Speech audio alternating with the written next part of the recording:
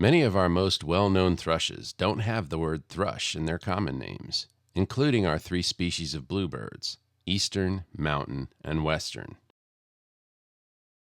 Neither does the best-known no-thrush thrush, the American robin. But all our thrushes give away their affinities through shared characteristics like large eyes, straight, medium-sized bills, and spotted juvenile plumage. Whether they are called thrushes or not, the family is noted for its songs, which tend to be rich, fluty, and lovely. The wood thrush is a fine example.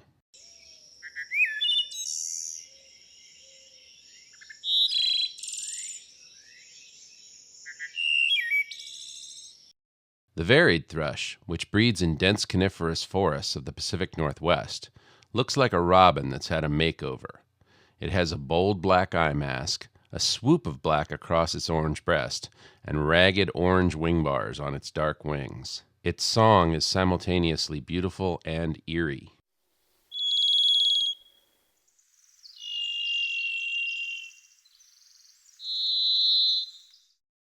The Townsend solitaire, found throughout much of the Mountain West, looks a bit like a northern mockingbird, but is decidedly more mellow in temper. In Alaska and parts of the Canadian Arctic, you might encounter the handsome northern wheatear, a species more associated with the Old World.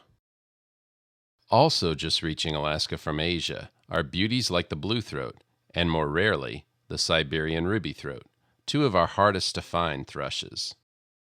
Other rare thrushes include some tropical cousins of the American robin, the rufous-backed and clay-colored robins. You'll generally need to visit southern Arizona or Texas, or points south, to see thrushes like these.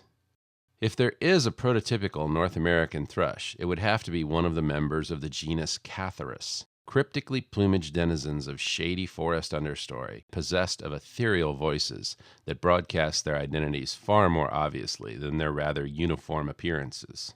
Our species include the veery, as well as the Swainsons, bicknells, gray-cheeked, and hermit thrushes.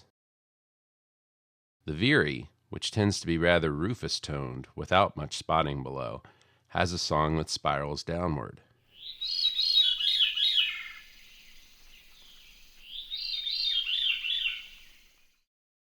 The song of the Swainson's thrush climbs in pitch, and does so in a somewhat jerky, lurching manner.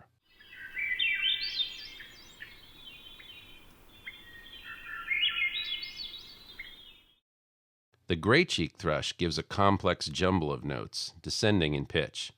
It's suggestive of a veery, but thinner and more nasal.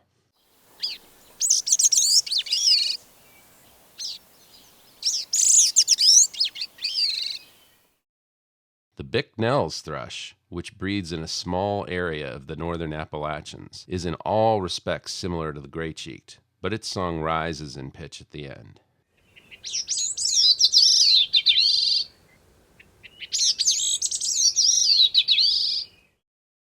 The hermit thrush's clear, flute-like song consists of 3 or 4 phrases at different pitches, each with a distinctive, long, introductory note.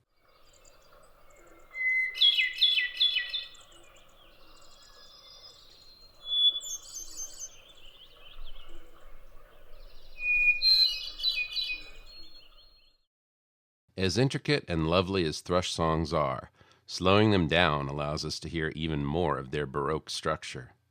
Here's a wood thrush at normal speed. Now, the same song slowed down by 2/3.